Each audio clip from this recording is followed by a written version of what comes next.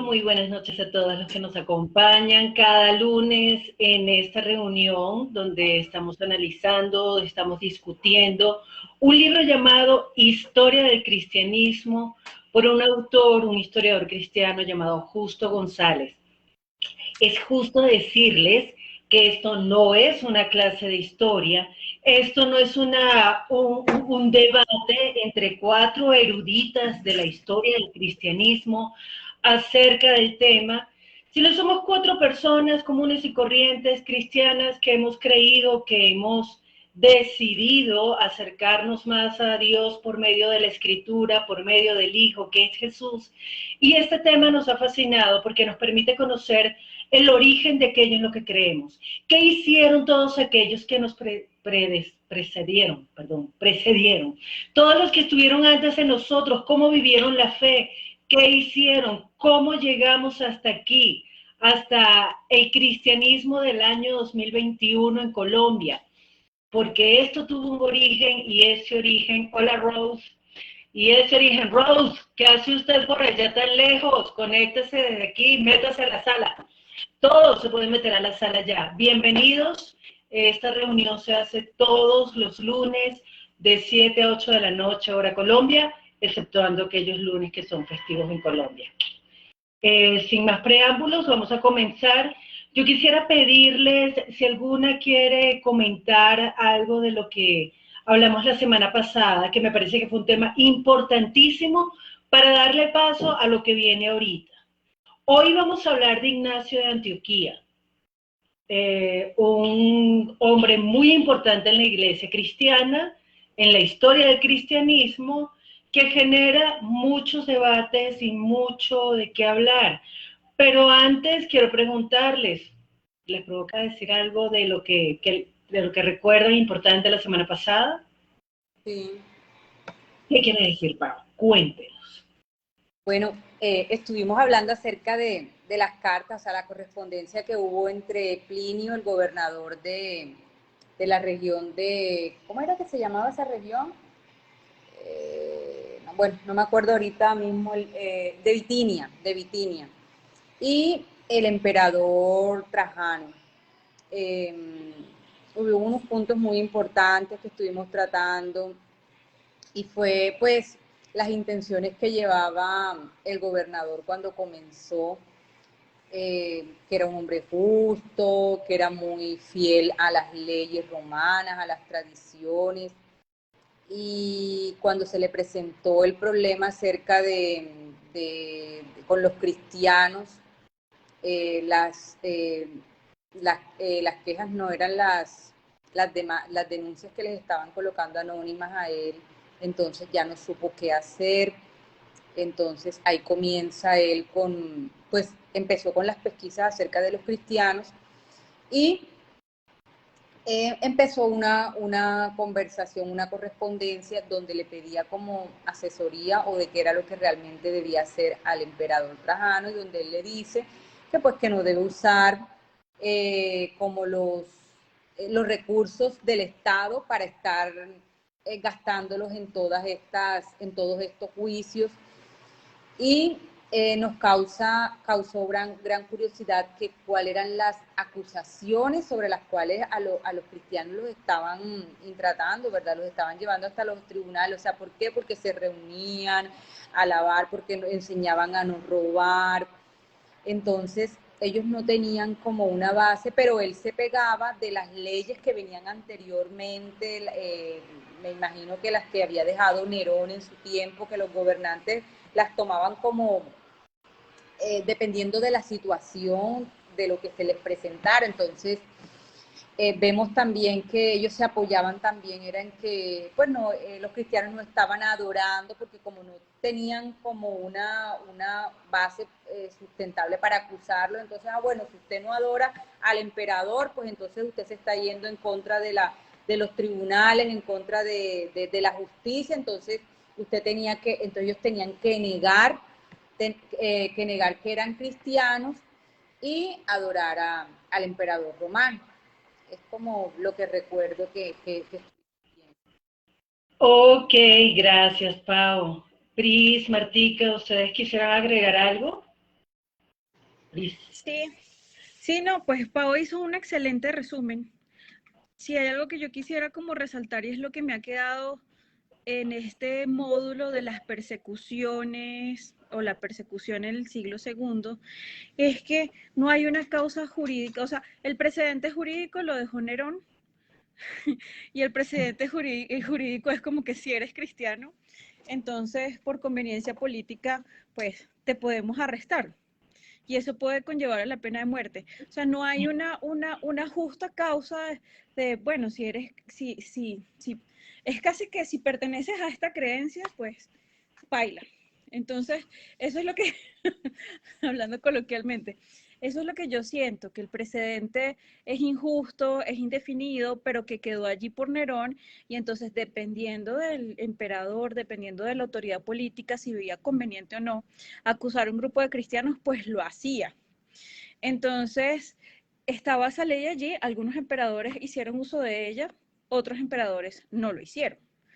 En este caso, Trajano, me parece muy conveniente lo que decía Pau de, mira, no nos vamos a gastar los recursos del Estado persiguiendo e investigando a todo aquel que dice ser cristiano, entonces esto va a ser más como un tema de conveniencia política. Entonces, imagínate la inseguridad jurídica en la que vivían los cristianos en esa época. Porque puede ser que tú fueras un predicador y le cayeras bien a todo el mundo y nadie te sapeara y te dijera nada, pero puede ser que en un momento tú dijiste algo sobre Jesucristo y te acusaron y tú fuiste el que fuiste preso, o viceversa. Entonces, imagínense la inseguridad y la incertidumbre de ser cristiano en un ambiente político como este. Eso es lo que a mí me quedó de eso y por lo tanto admiro muchísimo a los cristianos que vivieron en esa época, porque si uno lo compara con ahora, pues ahora tenemos un marco jurídico, tenemos los derechos, el derecho al no sé qué, el derecho a la, y uno sabe cómo pisa y uno sabe más o menos cómo habla y sin embargo no hace nada. Pero en esa época, con esta incertidumbre jurídica, pues la gente igualito ponía en riesgo su pellejo y iba de 2 en 2, de 3 en 3 y a donde fuera. Súper, gracias, Pris. Martica, ¿tú quieres comentar algo? No, señora. No, gracias. Listo, Martica. Entonces, hay algo que me gustaría agregar sobre lo que están diciendo Pau y Pris, y es que el problema no era ni siquiera ser cristiano. El problema es que, y aquí cuando lleguemos, que vamos a empezar ya con el punto de Ignacio de Antioquía, vamos a ver que ni siquiera el problema era ser cristiano, era que, como dice Priscila, llegara un sapo y te acusara.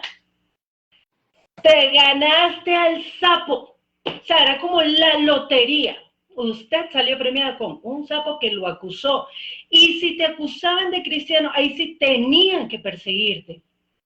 Además, Plinio ya había participado, nos cuenta Justo González, había participado en una denuncia a otros cristianos, hubo un juicio, los mataron, tranquilo, eran 3 nada más, eran 3 gatos.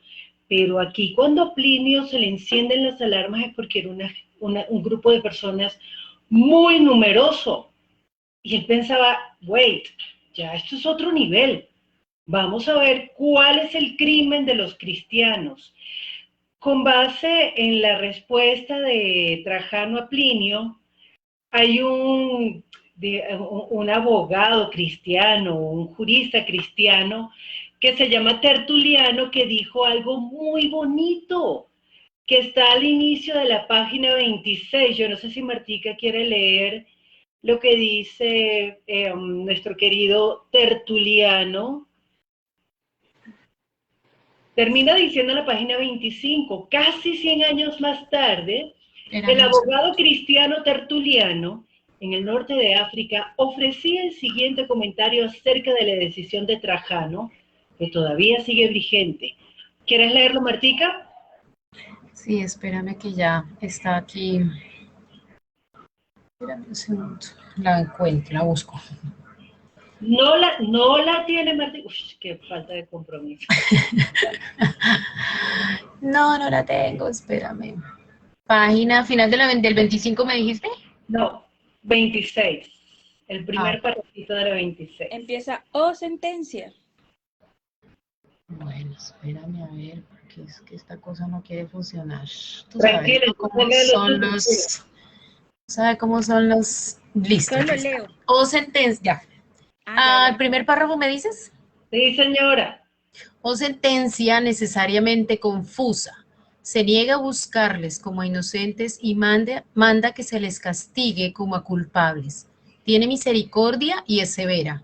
Disimula y castiga. ¿Cómo evitas entonces censurarte a ti misma? Si condenas, ¿por qué no investigas? Y si no investigas, ¿por qué no absuelves? Gracias, Martica, y eso me parece crucial para entender lo que estaba, el ambiente jurídico de lo que estaba pasando en este momento. Ahora si quieren, porque sigue diciendo que aunque la decisión de Trajano no tenía sentido lógico, sí tenía sentido político.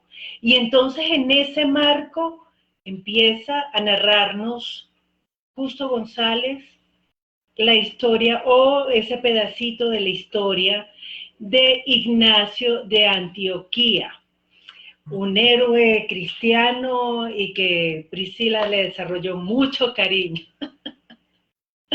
¿Qué quisieran comentar ustedes? Pero vamos en orden, en el orden que está exponiendo Justo González los hechos, ¿les parece? Entonces, en ese orden, ¿qué les gustaría comentar de Ignacio? Yo. Dale, please. Primo Perdón, ¿alguien dijo Martica. yo? ¿Quién dijo yo? Martica dijo yo, dale, Martica. Martica y yo levanté la mano. Pero entonces que siga Martica. Ay, tan bonita, gracias. Aquí no hay levantada de mano, ¿verdad? No, no veo. Bueno, de esa primera parte, o esos primeros renglones, me llama la atención que este hombre está condenado a morir por negarse a adorar a los dioses del imperio. Bueno, con todo lo que se había hablado anteriormente, o lo que ustedes dijeron como resumen de lo anterior, eh, era como algo, entre comillas, como muy, ¿qué será?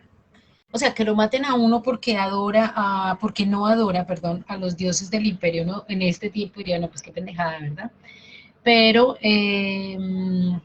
yo me imagino, pues, como se está desarrollando toda esta situación, era más como cuestión política, porque estaría dejando de eh, sujetarse al imperio como tal. Yo pensaría que es como por ese lado.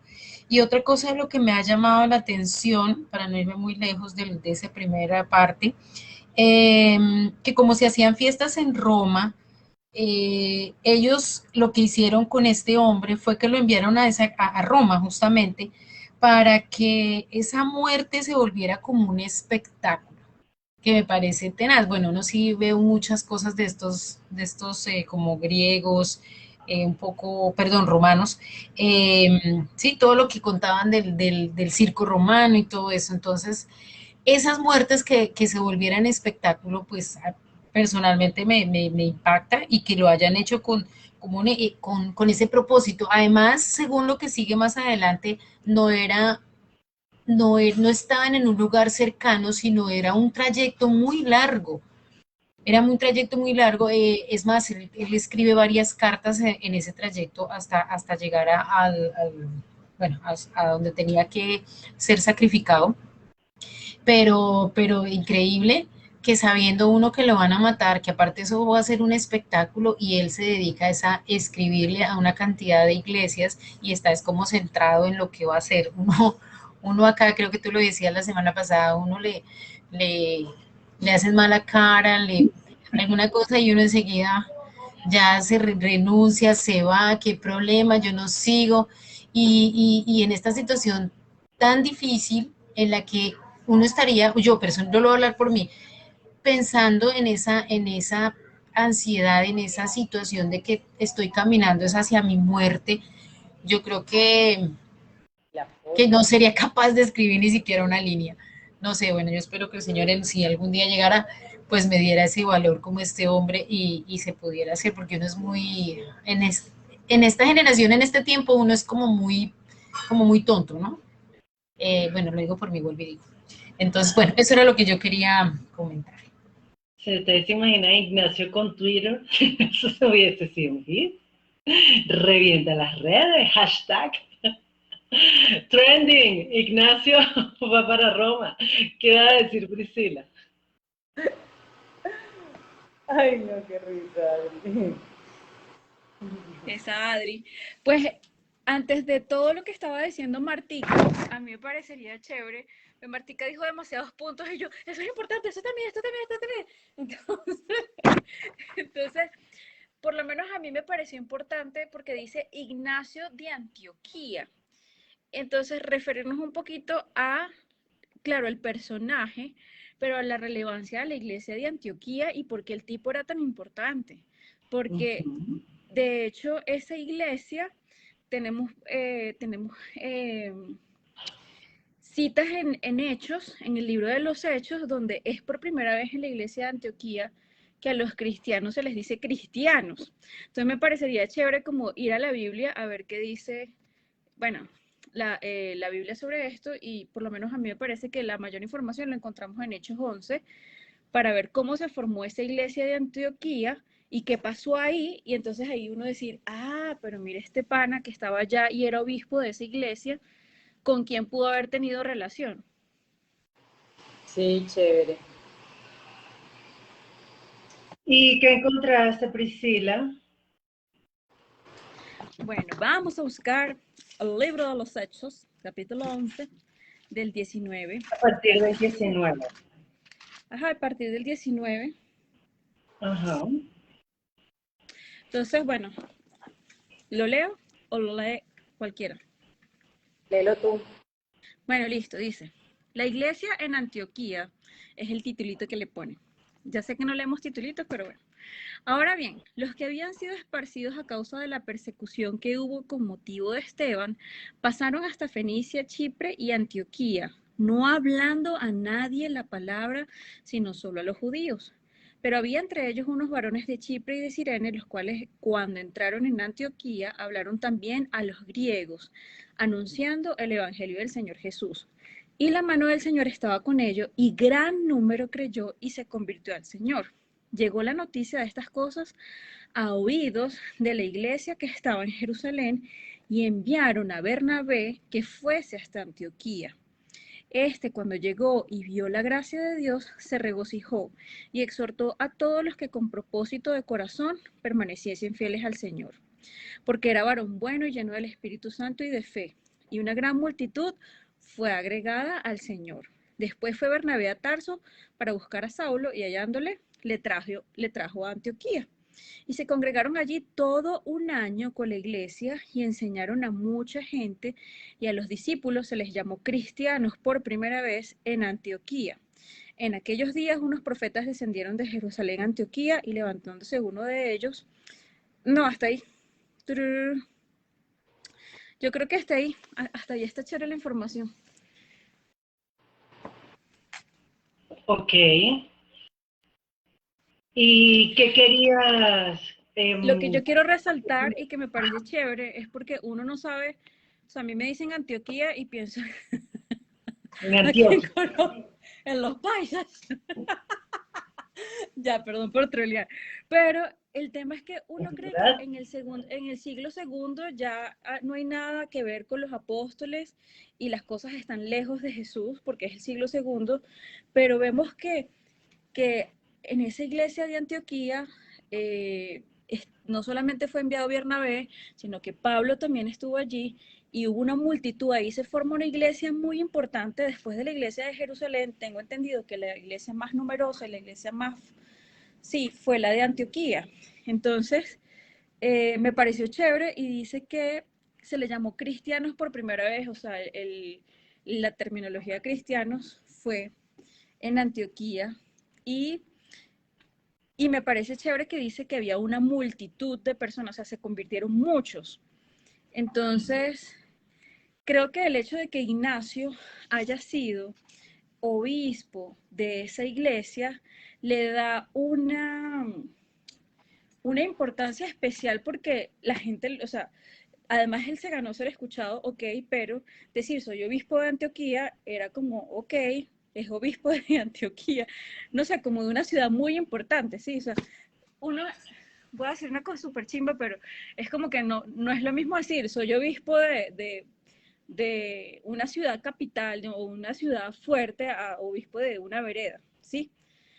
Es tonto porque están haciendo lo mismo, llevar el evangelio, pero pues la gente es así y tenía su importancia. Ignacio ser obispo de esa iglesia, pues imagínense, probablemente dicen los historiadores que él conoció a Pablo, conoció a sí, a Pablo y no sé a dónde, no sé a quién más, pero eso lo leí por ahí, que dice que, no, a Pablo y que leí en un libro que se llama Mártires y Perseguidores, que Policarpo, discípulo de Juan, y eso creo que lo dice Justo González también, lo llama embajador de Jesucristo y lo recibe como embajador de Jesucristo. Entonces tuvo contacto directo como con algunos de los apóstoles, creería yo. Ok, gracias, Pris. Pau, ¿tú querías comentar algo? Pero de lo de más abajito, porque me llama la atención que... ¿Qué tan más abajito? ¿Qué tan más abajito? Cuente. No, está ahí mismo, está ahí mismo. O sea, él era una persona tan importante, se había ganado tanto el respeto y era popular porque él en el camino que va hacia Roma, fíjate que llegan personas de otras regiones a verlo a él, ¿cierto? Y, lo que yo digo es, o sea, él debía tener un carácter, o sea, bastante fuerte, firme en su convicción con Jesús, porque bueno, primero, o sea, no le importó por todo lo que él iba a pasar, a dónde lo iban a llevar, cómo iba a morir, mordió por los leones, el espectáculo, todo eso. Y lo otro que me llama a mí la atención es quién lo acusa, porque acá nos están hablando, ahí más abajito nos habla, que puede ser de la misma corriente de los, yo no sé si lo entendí así, que de la misma corriente de los cristianos que predicaban otra doctrina y no estaban de acuerdo con la postura y con lo que él decía, que el escritor dice que pudo ser o uno de ellos o uno de los paganos. Entonces yo pensaba, Dios mío, a lo que muchas veces puede sembrarse en tu corazón, ¿verdad? Que siendo tú de la misma iglesia, defendiendo lo de Jesús, pero entonces si tú dices que el aceite no es y que sí es el aceite y que hay otras doctrinas dentro de lo que nosotros estamos creyendo acerca de Jesús, entonces tú puedes ganarte un enemigo. Entonces me llama mucho la atención estas dos personas que nos hablan acá, que pueden ser los que lo acusaron a él pues, que lo llevaron a la muerte. Gracias, Pau. A mí hay algunos punticos de este primer párrafo que me gustaría destacar. Y uno de esos me resulta sorprendente que en esta época escribir no era un tema fácil. Por eso, o sea, el chistecito del Twitter, el chistecito del Instagram, hashtag rumbo al martirio, la foto, pero es que este tipo escribió camino a su muerte 7 cartas que todavía hoy siguen siendo documentos importantísimos para la historia de la iglesia, para nosotros los cristianos. O sea, son 7 cartas que el tipo escribe rumbo a su muerte. Y él sabe que lo van a matar. Aparte de eso, bueno, y además Justo González dice que vamos a tener que ver esas cartas porque para tratar sobre diversos aspectos de la vida y el pensamiento de la iglesia a principios del siglo II. Y a mí me resulta fascinante porque hoy que nosotros tenemos tantas facilidades, no tenemos, o sea, nosotros quizás no estamos haciendo mucho para dejarle a los postreros a la iglesia de la posteridad, nada para que muestre cuál es el carácter de la iglesia hoy. A mí eso me pareció fascinante. O sea, ¿cuáles son los aspectos de la vida y del pensamiento de la iglesia hoy? Bueno, no lo sé, pero Ignacio nos dejó estas cartas que nos hablan de la iglesia de principios del siglo segundo. Aparte de eso, lo que decía Pau, dice que puede haber sido, se estaban levantando a principios, sí, hoy no son cartas sino videos de YouTube, dice Priscila. Sí, donde decimos a veces tantas bobadas. O sea, the queen of the queens. O sea, en serio, yo soy la que más bobadas dice los chistecitos bobos. Pero es tan, y bueno, ese es el carácter de la iglesia de hoy. Pero es tan importante lo que nosotros estamos haciendo y pensar, dimensionar cuál puede ser la huella, el sello de lo que nosotros estamos haciendo hoy para la iglesia de la posteridad. Yo no lo había pensado. Yo pienso, o sea, sí, yo lo reconozco, he pensado en muy corto plazo, a llegar a la mayor cantidad de gente posible hoy, pero no había pensado, no había dimensionado si alguna vez esto que estamos haciendo hoy, 12 de julio de 2021, pueda llegar a manos de alguna congregación en el futuro, de algunas personas y pueda realmente tener un impacto en la vida de ellos. Pensar, oiga, en el siglo XXI, en el año 2021, habían 4 locas reunidas y una loca por ahí en un chat que no se supo nada de ella, se llama Rose, se llama Rosaura. O sea, se reunían a hablar de la historia y tal vez dentro de 100 años digan, oiga, nosotros tenemos que revisar la historia.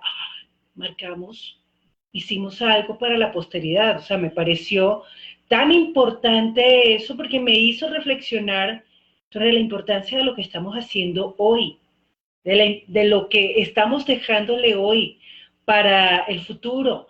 Pero además también lo que decía Paola, ¿quién lo denunció? O sea, ¿quién lo denuncia? Habían unos tipos que estaban predicando, que tenían una doctrina, quién sabe qué, a Ignacio no le gustaba. Imagínense, o sea, la palabra de Dios dice, serán los de tu propia casa los que te entregarán. O sea, es la propia iglesia. A él nadie lo hubiera perseguido si no lo hubieran denunciado. Y lo denuncia es la propia, o por lo menos hay una tesis que apunta a que quien lo denuncia es la propia iglesia. Gente que estaba predicando otra cosa. Gente que tenía una doctrina diferente y a Ignacio no le gustó y entonces yo soy más malo que tú y te denuncio. Me da mucha risa que así como Juan habla de sí mismo como el discípulo amado, parece que Ignacio se refería a sí mismo como el portador de Dios. Y eso me parece como, Ignacio, o sea, ¿usted qué se creyó, hermano? Qué falta de humildad. Total, pero entonces, a ver, nosotros no somos portadores de Dios. O sea, de verdad me siento tan ridícula cuando ay, Ignacio, sea humilde, Ignacio. Pero es que uno es envidioso, de pronto por andar diciéndose el portador de Dios, fue que empezaron a agarrar rabia y lo denunciaron. Una Adriana Pedrosa, una Priscila Pontón, una Paula González, una Marta Mera, ¡ay! Una Rosaura. ¿Y ese qué se cree? Así, porque uno es así, ¿no? O sea, la profeta Adriana y la pastora Marta, no. Que le pase evangelista. Bueno, si en el portador de Dios, pues vaya y muera como murió. Y sí, es que es muy tenaz. Y me da mucha risa esa leyenda que se formó en torno. ¡Ay, qué chistosa es la gente! Aquí dice que luego se comenzó a hablar de Ignacio como el portado por Dios. Me parece muy lindo. Y surgió así la leyenda según la cual Ignacio fue el niño a quien Jesús tomó y colocó en medio de quienes lo rodeaban, cuando dijo que tienen para el mayor de todos es el que se hace como un niño. Y ese fue, sí, Priscila, no me hagas esa jeta, a mí no me hagas esa jeta, yo no empecé con esa leyenda.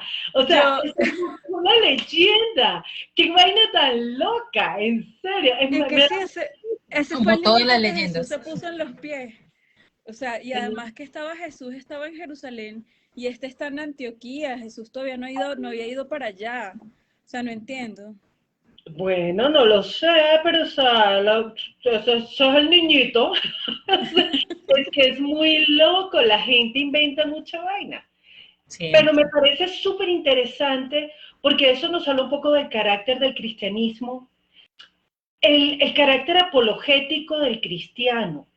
Yo tengo que ensalzar y elevar a un nivel de santidad tan grande en aquella persona que yo tengo puesta mi confianza, porque me parece genial, o sea, cuando empiezan a hablar de toda la gente que va a ver a Ignacio, tipo era muy importante. O sea, a ver, aquí dice, terminando el primer párrafo, que habían pugnas entre la iglesia y que eso puede haber resultado o puede haber sido la causa por la cual lo denuncia, pero también es posible que algún pagano, en vista de la veneración de que era objeto el viejo obispo, haya decidido llevarla ante los tribunales. Oiga, deje la envidia, ¿qué quiere decir Priscila? Envidiosa, vamos a denunciarla. No, que hablando del carácter del cristianismo, ¿se acuerdan que leímos una vez que empezaron los mitos, en la parte del mitos y leyendas? Ay, que tal iglesia fue fundada por Pedro, la otra iglesia fue fundada por Santiago y la otra, y entonces la iglesia era más importante si había sido fundada por uno de los apóstoles. Un poco aquí está pasando, o según lo que yo leí, pasa igual que con estos mártires famosos, ¿no? Si ellos eran habían sido puestos en esas iglesias por los apóstoles, entonces ellos eran, o sea, El a Estado. ver, Jesús nos mandó a todos a hacer la misma obra, no importa si a mí me tocó, si me nombró Juan o si me nombró el Señor de la esquina. No, es que mi nombre es Jesús, no tengo que esperar a que nadie me nombre porque Él me mandó. Y entonces me parece curioso porque estos son datos de afuera, es el libro que yo les digo de los mártires, y me voy a permitir leer una cosa chiquita, dice, Juan Crisóstomo, natural de Antioquía, asegura que Ignacio fue consagrado obispo de manos de los mismos Pedro y Pablo. Sin embargo, no hay evidencia histórica al respecto, aunque no se puede dudar del trato de fondo. No sé qué. O sea, no había evidencia histórica, eran como rumores, mitos y leyendas, pero la jerarquía, la importancia se le daba era porque lo tocó el hermano Pedro, el apóstol Pedro, lo tocó el apóstol Pablo, y no porque la importancia que nosotros tenemos de hacer este trabajo es que Jesús nos los encomendó, o sea, el mismo Dios, no que me haya dicho uno o el otro o el que sea. Entonces, Padre Pueblo. Yo sé, se te cruzaron los cables. Sí, bien, bien importante es esto, pero ahí nos muestra el carácter del ser humano, el carácter de nosotros como cristianos, y esto nos aterriza un poco en lo que estamos haciendo hoy. ¿Cuál es la verdadera importancia de lo que nosotros hacemos? Mira que también eso lo muestra con los apóstoles. ¿Se acuerdan cuando estaban con el Señor Jesús en el monte que se les apareció Elías y Moisés? Que también para ellos eso fue un momento, le hablaron al Señor también, mira quién está aquí, Moisés, y hacemos las enramadas para ellos y todo. Entonces, mira que eso viene genéticamente ya dentro de nosotros, darle como esa importancia a ese tipo de personas. Sí, señora. Entonces, Fíjate a- que, fíjate que hay otra cosa, y se fue Martica, perdón, antes de continuar, hay algo que también me llamó mucho la atención acá, y es que, o sea, cómo era esa ley romana, ¿verdad?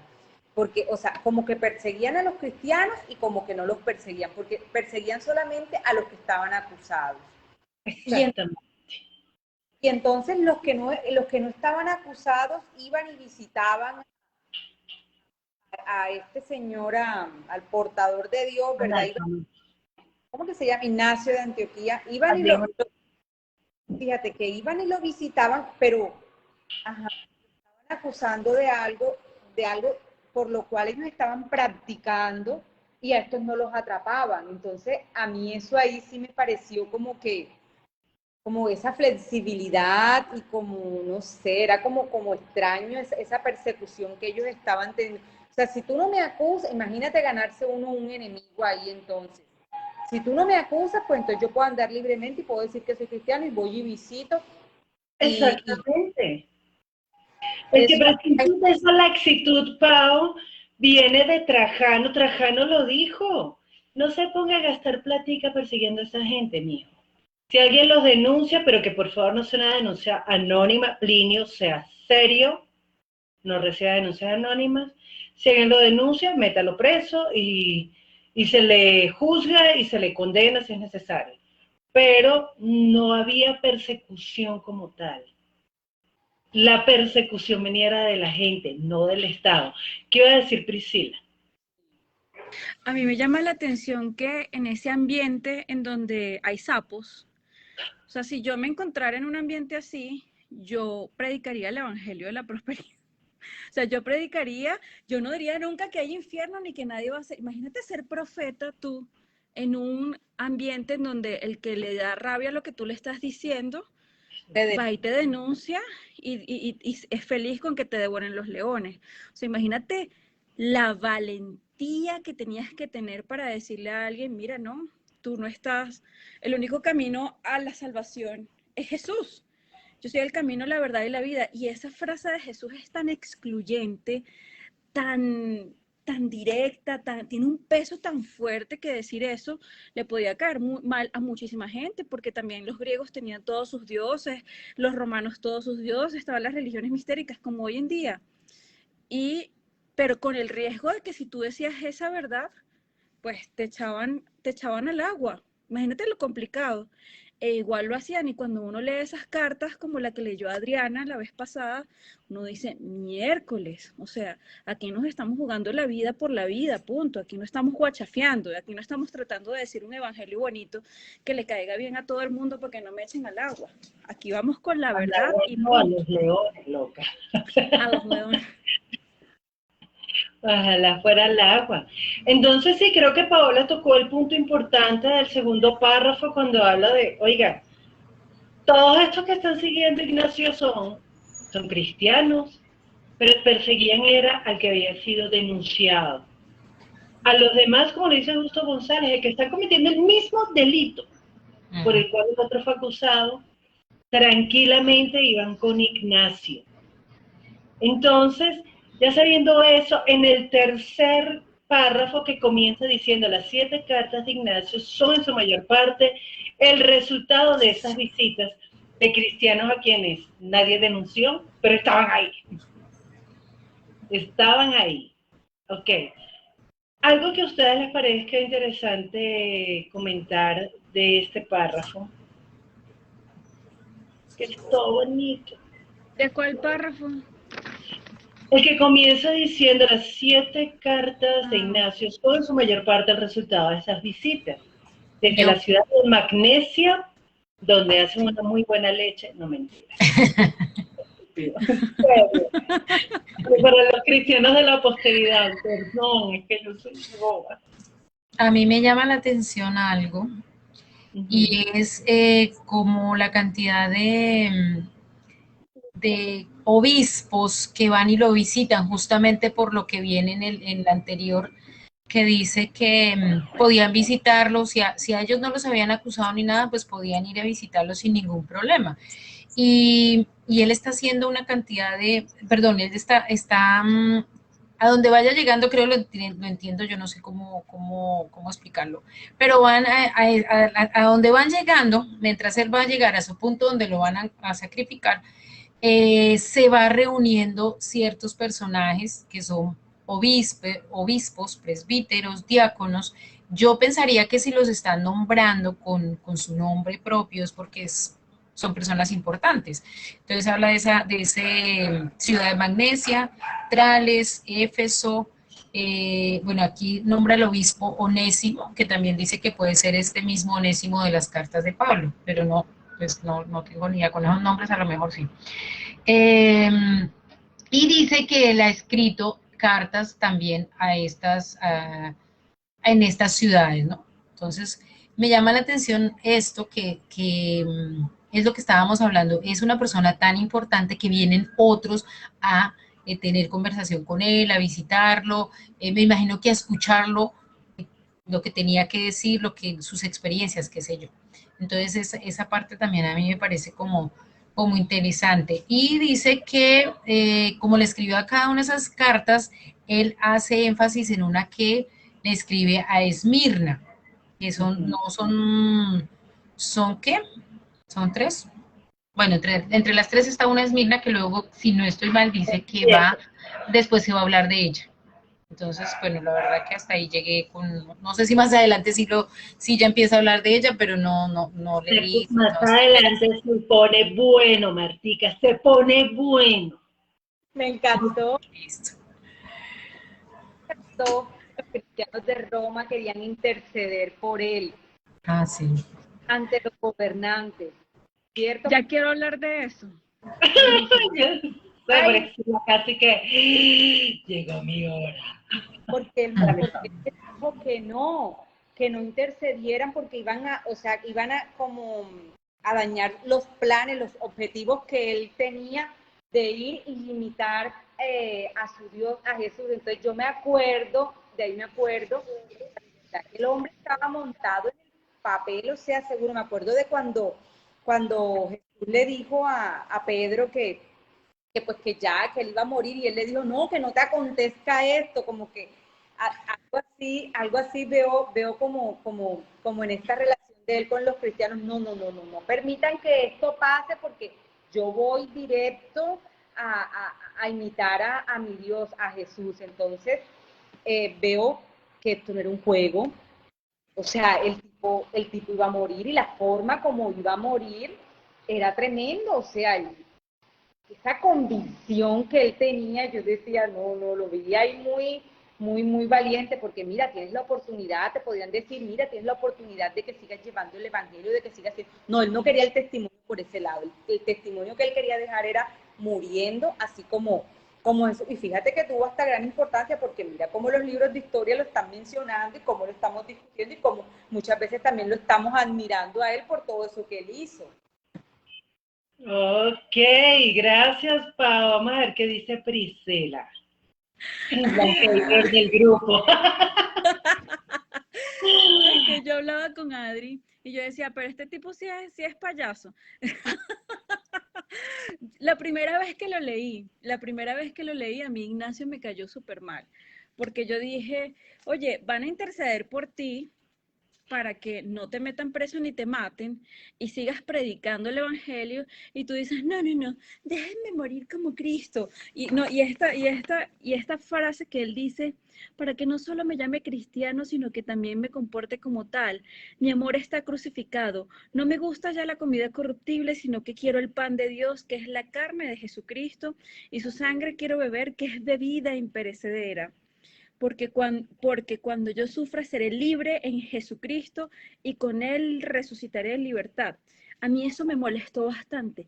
Cuando yo sufra seré libre en Jesucristo y con Él resucitaré en libertad. O sea, como si el cielo se ganara por el sufrimiento, por los muchos padecimientos que tenemos aquí, por nuestra actitud, no sé, a mí la primera lectura me cayó mal. Adriana luego me dijo, vuélvelo a leer. Acuérdate que en esa época la gente escribía de otra manera, de una forma más poética, más no sé qué, era adornado, ribombante, porque en un pedacito de papel tú querías decir las cosas, o sea, lo mejor, lo más hermoso posible. Pero la primera vez me cayó mal, lo tengo que admitir. Yo decía, este tipo que se cree, o sea, ay, voy a imitar a Jesucristo porque de esa manera entonces me gano el cielo muriendo como Él. Pues uno puede morir como Él y no ganar el cielo. Pero luego que lo volví a leer, dije, espérate un momento. O sea, él es un poco como lo que hizo Pablo. Ya sufrí, ya hice la carrera, ya corrí la carrera, lo que me espera son no sé cómo es que dijo Pablo, pero ese pedazo, las coronas, exacto, ya lo he dado todo por el todo, ya he hecho todo lo que tenía que hacer. Dice aquí, además, que ya era un anciano, dice, ya era anciano cuando selló su vida con el martirio, ya el tipo estaba viejo, entonces ya había vivido, ya había dado la vida, se había gastado la vida en el Evangelio y decía, si yo tengo que morir, a mí no me importa aferrarme, yo no me voy a aferrar a esta vida, dejen de interceder por mí, porque con esto lo que yo entiendo es, a mí voy a demostrar que a mí no me importa dar la vida porque yo sé que hay una trascendencia y que me espera la eternidad. Ahora sí lo entiendo así, pero la primera vez que lo leí yo era como este bobo, o sea, este payaso. O sea, él cree que porque se va a morir entonces ya tiene el cielo ganado y entonces los demás no. O sea, es por obras que nos vamos al cielo. Ok, a mí realmente la vida de Ignacio me parece algo extraordinario. Además, hay un hecho en el carácter de él que a mí me encanta. El tipo, y además bien contrario al carácter nuestro en este mundo donde, oiga, usted es famoso, usted ha alcanzado un nivel tan alto. O sea, él estaba gozando de las glorias del mundo, entendamos. Todos los obispos, los presbíteros y toda esa gente importante de las iglesias, importante o no importante, el hecho es que estaba la gente saliendo al encuentro de Ignacio. El tipo era tan líder de la iglesia que le ha podido decir, no señor, ya no me acabo de morir todavía. Yo quiero disfrutar este momento, mis 15 minutos de fama. Pero él no. O sea, pongámonos un momento en los zapatos de Ignacio, en ese punto en que se está gozando tal vez toda una vida como obispo, toda una vida como siervo de Jesucristo y en este momento soy el papá de los helados. Obispo de la iglesia de Antioquía, hermanos, sírvanme. Pero él no, él prefiere la muerte. Y hay algo que a mí me encanta, esa frase que le chocó a Priscila. Cuando él dice, no me gusta ya la comida corruptible, sino que quiero el pan de Dios, que es la carne de Jesucristo, y su sangre quiero beber. Yo no sé si ustedes tienen a alguien con quien se escriban poético. Yo sí tengo amigos que incluso nos escribimos en versos. Entonces, ahí sí, yo sé. Ni con mi Pero, marido nos escribimos en versos, qué no, envidia, no, no, Diana. nosotros hablamos de política en versos. Y así, ¿no? Porque somos locos, porque uno es así, porque son amigos así que de repente van a contar un sueño, entonces te cuentan el sueño en verso, entonces tú tienes que responder en verso, y así, es divertido, es chévere, es rico. Pero aquí Ignacio está hablando de algo que yo creo que quien lo haya vivido lo podrá entender. Llega un momento en que esta vida así, mira, muy rico todo, pero ya yo lo que quiero es reunirme con el Señor. Déjenme morir. Ignacio está así, déjenme morir en paz, no frieguen más. O sea, es llegar a ese punto en que no es que uno desprecie la vida, es que uno anhela la vida, anhela ese encuentro, ya yo lo que quiero es estar con el Señor. Yo quiero llegar a ese punto. Yo no sé ustedes, pero yo quiero llegar a ese punto en que pudiendo tenerlo todo, lo que yo quiera quiero estar con el Señor. Punto. Ese es mi anhelo. Y a mí me parece hermoso cómo él ya se entrega. Y me encanta cómo termina diciendo, pero si os dejáis convencer por el amor que tenéis hacia mi carne, volveré a ser simple voz humana. O sea, realmente, y eso me aterriza, ¿a qué estamos amando nosotros de nuestros hermanos en la iglesia? Es la carne. Sí, Paola se muere, ay, como y el chisme, la risa, y o sea, el encuentro con Priscila, con Marta, cuando nosotros nos reunimos y nos reímos. ¿Qué es lo que nosotros estamos amando los unos de los otros? La carne. Pero Ignacio lo dice y me encanta cómo lo dice. Ustedes lo que tienen, o sea, el amor que tienen hacia mi carne, y es volveré a ser simple voz humana. Luego, cuando hablemos de Policarpo, yo creo que se va a despejar un poco más el panorama, porque Policarpo es un poco más, o por lo menos Justo González le gasta un poquito más de papel o de información a Policarpo, o tal vez es que hay más de Policarpo, pero a mí me pareció absolutamente divino el testimonio de Ignacio. Me encantó y lo amé. Y termina diciendo, poco tiempo después, el obispo Policarpo de Esmirna escribía a los filipenses pidiendo noticias acerca de la suerte de Ignacio. No sabemos a ciencia cierta qué le respondieron sus hermanos de Filipos, aunque todo parece indicar que Ignacio murió como esperaba, poco después de su llegada a Roma. Entonces, le voy a responder, ¿le dieron piso? ¿Qué pasó, Priscila? Cuenta. Perdón. Una cosa que me llamó la atención y la dejo en el tintero ahí, porque ya no hay tiempo para profundizar en eso, y es que me llama la atención que la iglesia cristiana en Roma iba a hacer lobby para soltar a Ignacio. Entonces, me parece que una gente que puede hacer lobby para soltar a alguien que ya ha sido mandado a arrestar desde bien lejos, porque el tipo tiene viajando y recorriéndose por barco y por tierra bien lejos, no pueden ser unos cristianos que no tengan influencia. O sea, para tú convencer a unas autoridades de, mira, no lo arresten, déjenlo tranquilo, no sé qué, a mí me parece que tenía que ser gente con influencias políticas y eran cristianos.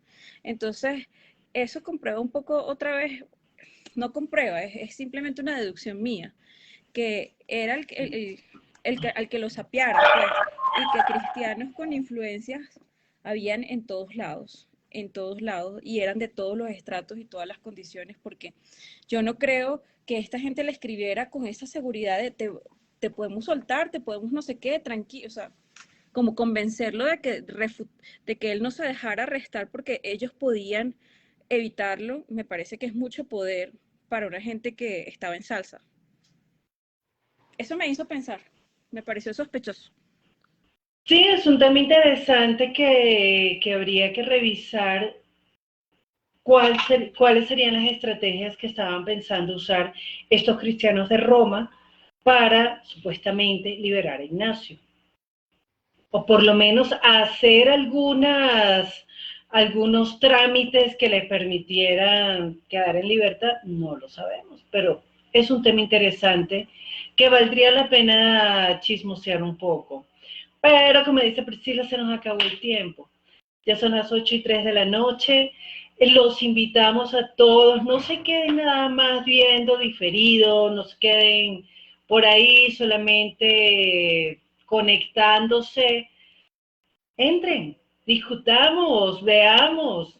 Ya estamos en la página 27 y vamos a hablar la próxima semana de el martirio de Policarpo. El martirio de Policarpo está buenísimo. Entonces, nos vemos la próxima semana. El Señor los bendiga. Un abrazo a todos. Chao.